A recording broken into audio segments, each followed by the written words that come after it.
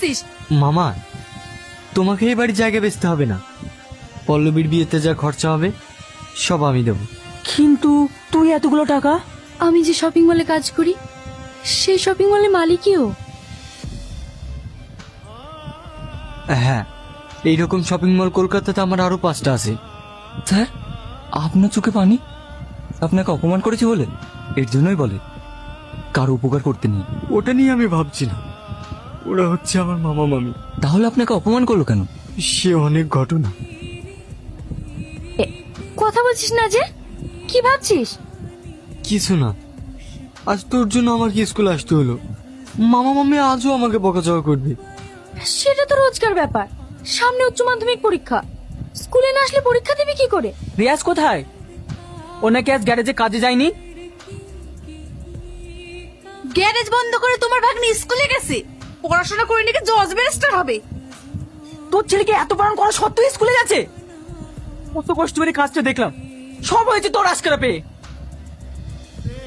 তোমাকে আমি কত করে বললাম এই দুজনকে বাড়ি থেকে বিদায় করো, আমার কথা তো শুনবে না? আমি তোমাকে বলে দিচ্ছি, দয়া করে একটা ছেলে দেখে তোমার বরকে বিয়ে দিয়ে দাও। আমি আর ওদের পথে ভাত করতে পারবো না। আমি স্কুলে যাবো না মা, আমি কাল থেকে কাজে যাবো। তোমাকে আর আমার জন্য কথা শুনতে হবে না। কাঁদিস নি, সব দোষ আমার। আমি যদি তোকে জোর না করতাম তাহলে তোকে এইভাবে মার খেত। তোকে যতটা মেরেছি তার থেকে বেশি কষ্ট আমি পেয়েছি। নারী যার বাপ নাই তার কোথাও জায়গা হয় না। এইভাবে সারা জীবন আমার খেয়াল রাখবি তো? বিয়েটা হোক, তারপরে বুঝতে পারবি।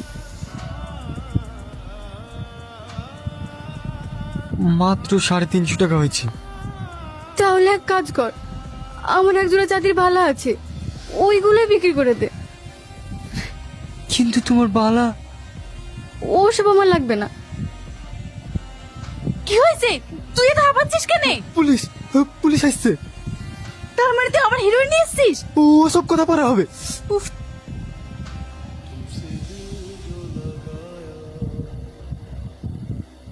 বাড়িতে কেউ আছে?